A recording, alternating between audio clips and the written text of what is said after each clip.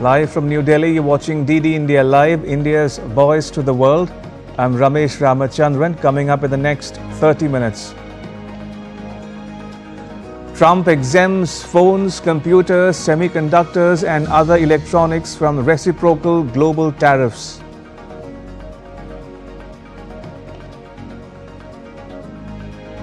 The US and Iran hold nuclear talks mediated by Oman to resume talks next Saturday.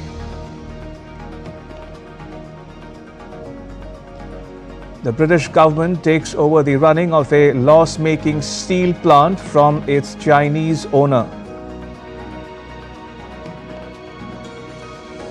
And India clinches gold at the Archery World Cup.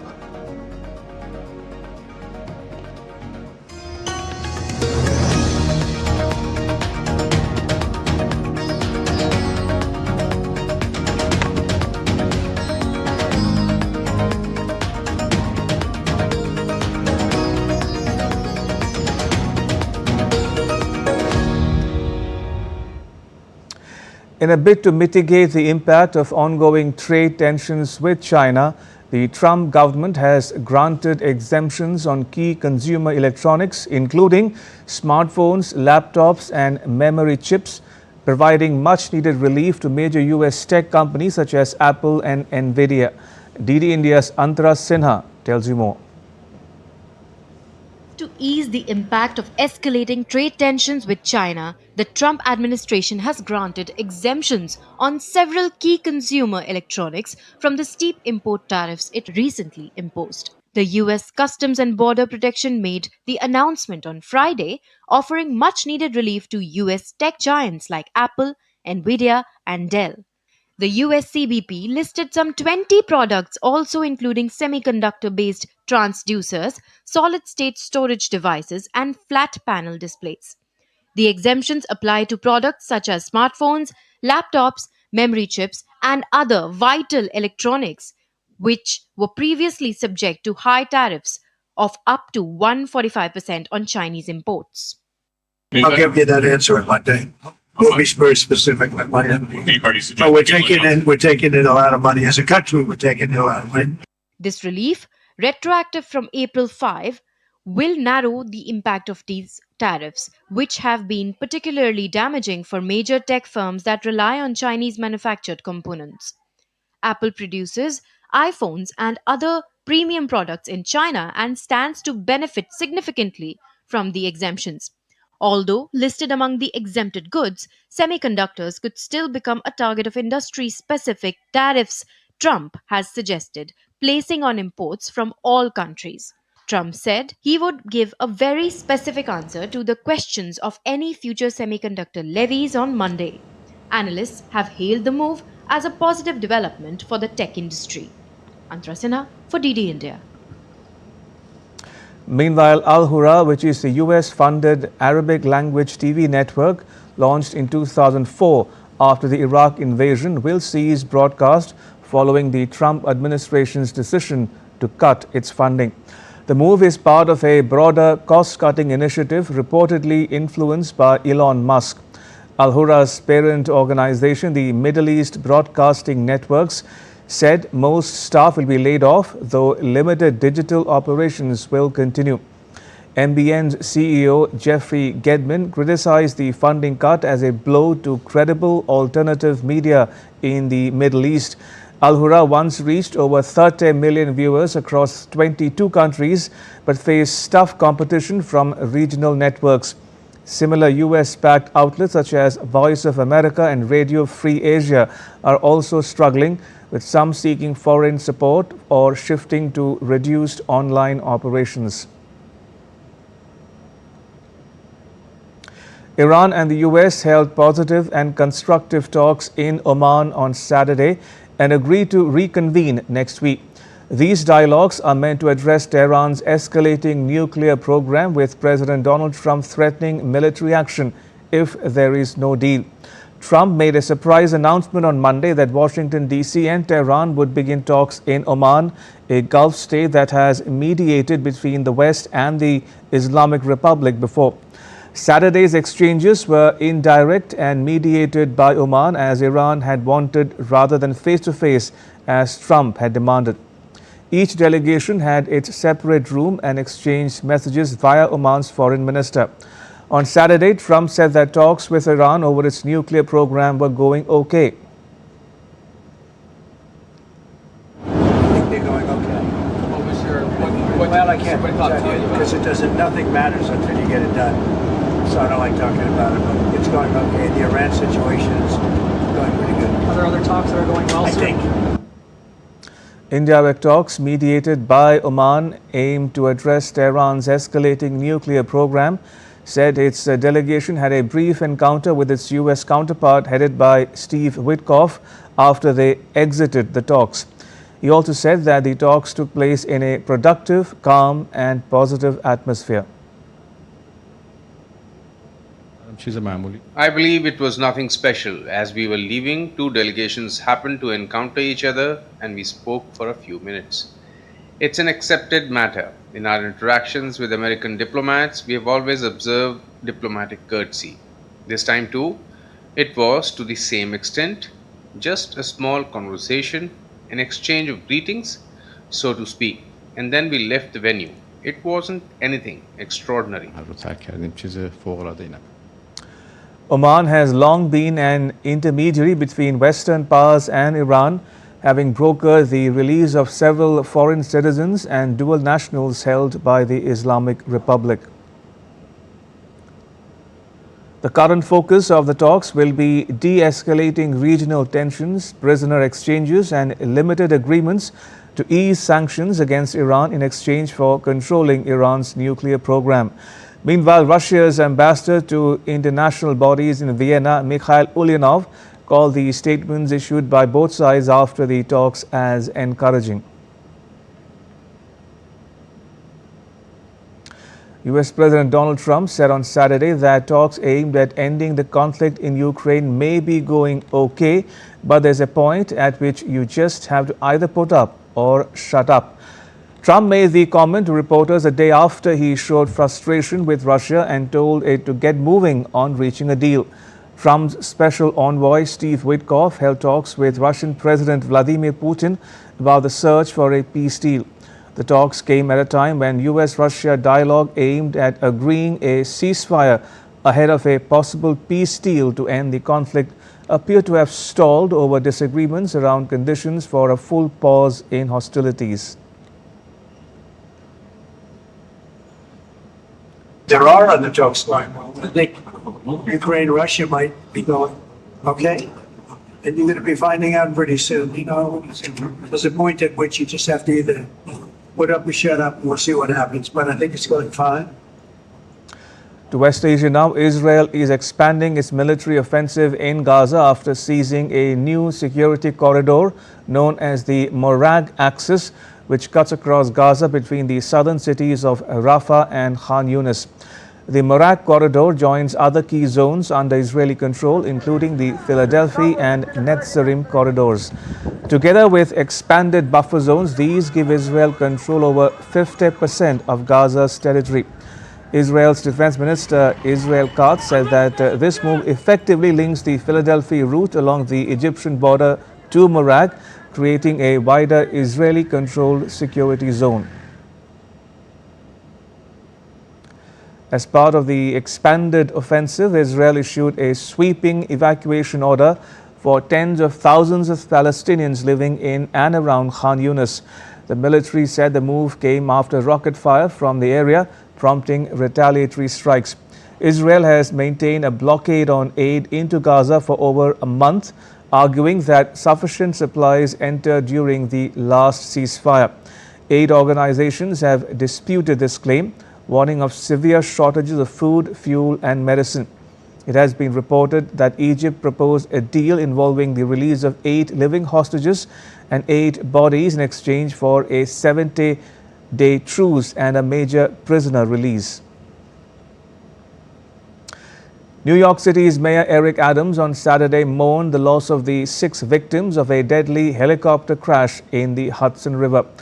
The tour helicopter plunged upside down into New York City's Hudson River on Thursday afternoon local time, killing all 6 people on board, including a Spanish family with 3 children and the pilot. A video of the crash showed what appeared to be a large object plummeting into the river, followed seconds later by what appeared to be a helicopter blade. One of the family members, Juan Camprubi Montel, said his family was preparing to take the bodies back home as soon as possible.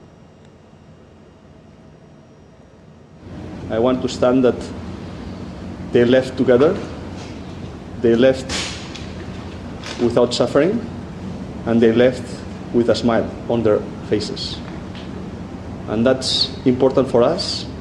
As a family, we want to remind and honor their happiness and their smile forever. And you can imagine we are trying to assimilate all this situation. We want to move the bodies as soon as possible home, back home with all the family, to rest in peace together in our place.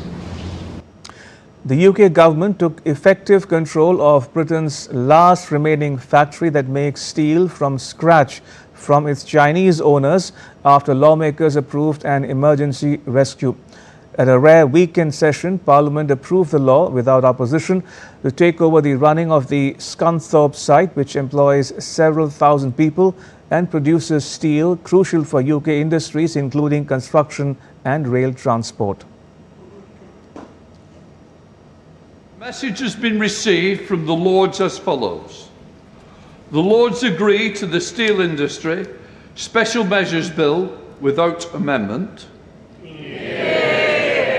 I must report to the House that His Majesty the King has signified his royal assent to the following Act under the Royal Assent Act 1967. Steel Industry Special Measures Act 2025. The struggling plant in northern England had faced imminent closure, and Prime Minister Keir Starmer said his government stepped in to save British steel with legislation to prevent its blast furnaces from going out. British Steel is the biggest state rescue since a number of banks were taken into government hands in 2008. The 2 blast furnaces at Port Talbot closed last year, and the new electric furnace will not start producing steel until late 2027 or early 2028. In Serbia, thousands of people from Kosovo and Bosnia traveled by bus to Belgrade on Saturday to take part in a rally showing support for President Alexander Vučić. The event comes amid ongoing anti-corruption protests that have challenged his hold on power for several months. The rally is seen as Vučić's response to an anti-government demonstration on March 15, when more than 100,000 people attended the country's biggest protest in decades in Belgrade. Serbia has seen months of anti-government rallies after 16 deaths from a railway station roof collapse triggered accusations of widespread corruption and negligence. The rally also aimed to promote a new movement led by Vučić's Serbian Progressive Party, expected to unite members of the ruling coalition, though it has not been officially launched yet. Ecuador is holding a presidential election with incumbent Daniel Noboa facing off against charismatic leftist challenger Luisa Gonzalez. Earlier voting in Ecuador commenced on Friday as ballot boxes were dispatched to the elderly and people with disabilities, paving the way for the presidential election slated for Sunday, 13th April. The election is dominated by cartel violence that has made Ecuador one of the deadliest countries in Latin America. Polls show a statistical tie, with a Noboa win likely to see continued hardline security policies and a close relationship with the US, while a Gonzalez win would signal a shift to the left and potentially cooler relations with the US. Gonzalez is allied with ex-President Rafael Correa, who lives in exile in Belgium. The election is highly competitive, with hundreds of thousands of votes up for grabs. About 13.7 million Ecuadorians are obliged to vote. Polls closed and vote counting got underway in Gabon on Saturday as the oil-rich Central African country held its presidential election, with coup leader Brice Oligui Nguema widely anticipated to solidify his hold on power. Counting started shortly after the closing of polling stations. The result was expected as soon as Sunday, with the winner receiving a 7-year term, renewable once. Nguema, who ousted President Ali Bongo 19 months ago, is presenting himself as a reformer, tackling corruption after decades of Bongo family rule in Gabon. Still to come on DD India Live. Prime Minister Narendra Modi extends Baisakhi greetings to all those celebrating. India observes the anniversary of the Jallianwala Bagh massacre of 1919. And fresh tremors hit Myanmar as the country scrambles to recover from the deadly 28th March earthquake.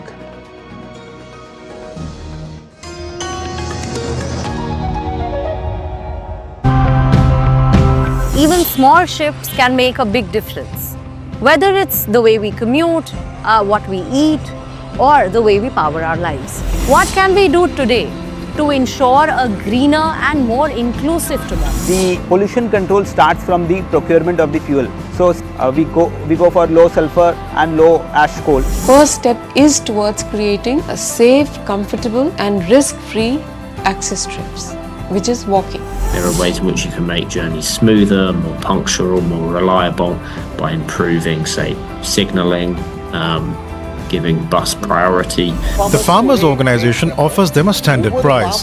When all the farmers are paid the same, you can really see the impact on their lives.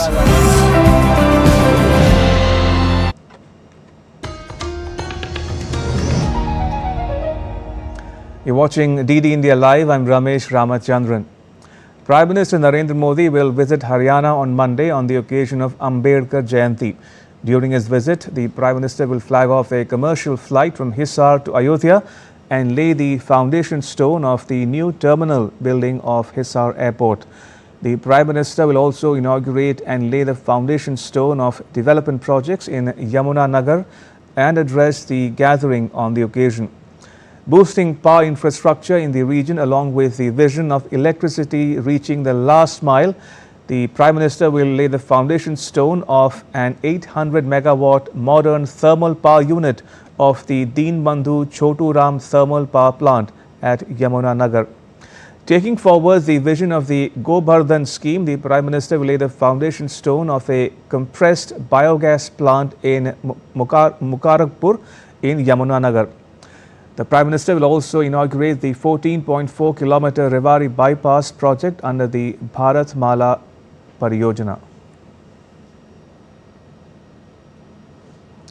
India's largest building material and construction expo, Vibrant BuildCon 2025, was inaugurated by Minister of Commerce and Industry Piyush Goyal at the Yashobhumi Convention Centre in New Delhi on Sunday. The event is a landmark gathering of the global construction and infrastructure industry, featuring over 250 exhibitors, 50,000 plus domestic visitors and 700 plus foreign buyers across a vast 27,000 square meters exhibition area. Addressing the event, Minister Goyal said India of today, youth power, aspire to become a global superpower. Exit Bharat 2047 is the goal of every Indian. Each one of us has to contribute to Viksit Bharat 2047. And to help realize these dreams, we have to adopt the best practices. We have to be sustainable, achieve net zero targets. We have to be energy efficient. We have to reduce pollution levels, focus on clean cities, clean environment. We have to look at precast construction, precast fabrication, modular buildings. Prime Minister Modi has greeted everyone on the occasion of Baisakhi. The Prime Minister wished that the festival bring new hope and happiness in everyone's life, and we always celebrate the spirit of togetherness, gratitude and renewal.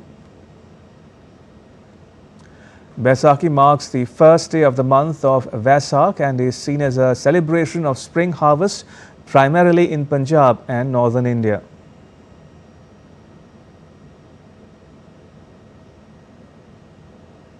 The Chittagong hill tracks in Bangladesh are celebrating the three-day Baisakhi festival, a significant cultural event for the region's indigenous communities. The name Baisakhi is a blend of three different festivals celebrated by the three largest indigenous communities in the Chittagong hill tracts: Baisuk, observed by the Tripura people; Sangria by the Marma; and Biju by the Chakma people. The festivities began with flower offerings to Ganga Devi on Kaptai Lake. The festival showcases the unique traditions of each community while promoting unity. Prime Minister Narendra Modi paid homage to the martyrs of Jallianwala Bagh, saying that the coming generations will always remember their indomitable spirit.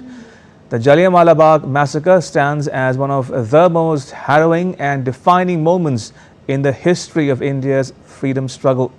Hundreds of people were protesting peacefully against the Rowlatt Acts, which granted the colonial administration repressive powers. Brigadier General Reginald Dyer, who was in charge of law and order in Amritsar, saw the gathering as an act of defiance, and without any warning, he blocked the main entrance of Jallianwala Bagh with his troops and ordered them to fire on the unarmed crowd.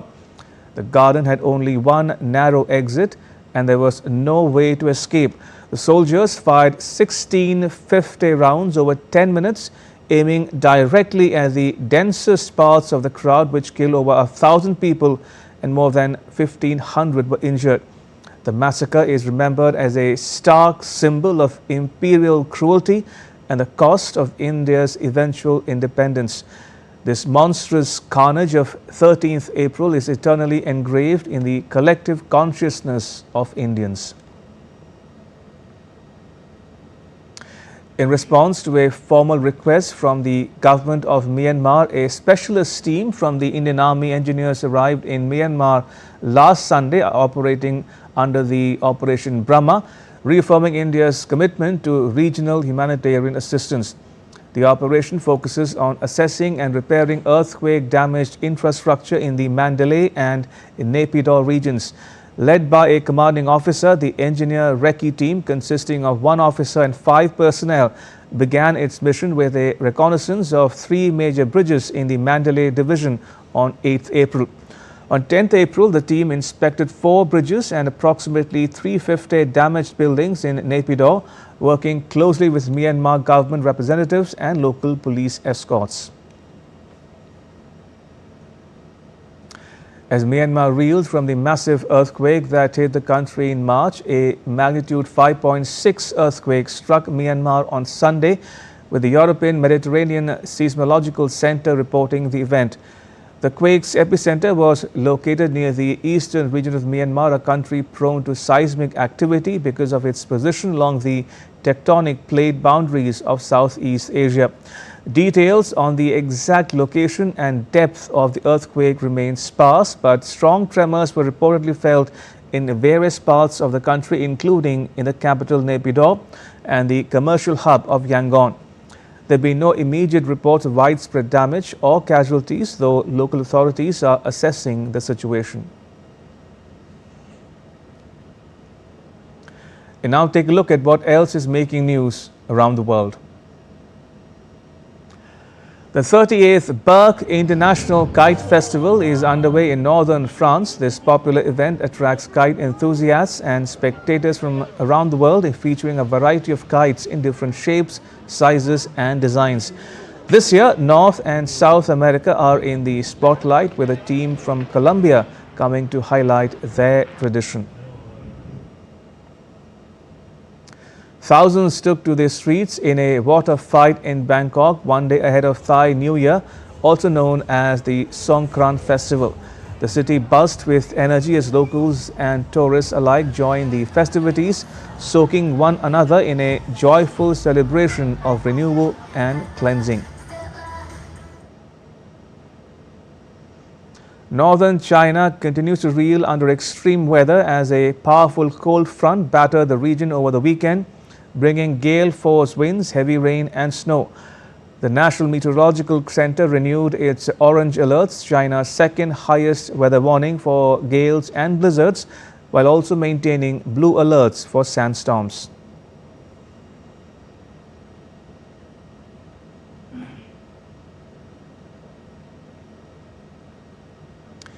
The sports news now. The Indian compound mixed team of Rishabh Yadav and Jyoti Venom bagged gold medal at the Archery World Cup in Auburndale City of the US.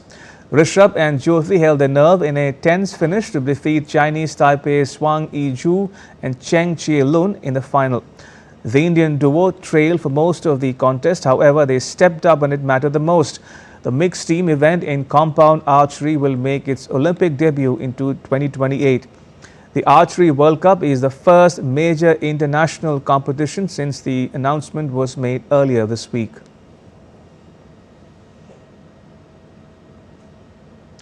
To cricket now, Rajasthan Royals and Royal Challengers Bengaluru will clash in the Indian Premier League in Jaipur on Sunday. Royal Challengers Bengaluru are in good form. They have beaten Mumbai Indians, Chennai Super Kings and defending champions Kolkata Knight Riders. But in the previous match, Royal Challengers suffered a disappointing 6-wicket loss against Delhi Capitals. On the other hand, Rajasthan Royals have struggled to string a few wins together. After starting their campaign with a couple of losses, the Royals fought back to win 2 games in a row, but they went down against the Gujarat Titans. While Delhi Capitals will host Mumbai Indians in the Indian Premier League on Sunday. And that's all for this edition of DD India Live. Let us know your thoughts on the news of the day. You can get the latest news and updates on the DD India mobile app. It's available on both Android and iOS platforms. Scan the QR code now on your screen to download it. And we'll be back with more news as it breaks here on DD India. I'm Ramesh Ramachandran from all of us here in New Delhi. Thanks for watching DD India Live.